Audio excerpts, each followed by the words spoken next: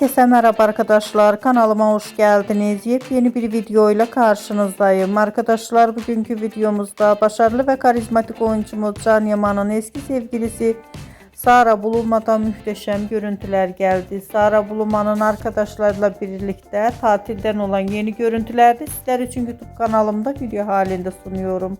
Umarım beğenirsiniz. Arkadaşlar, videomu beğendiyseniz kanalımı izlemeyi ve bildirim butonuna basmayı unutmayın. Şimdilik benden bu kadar olsun. Yeni videomuzda görüşmek üzere. Hoşça kalın.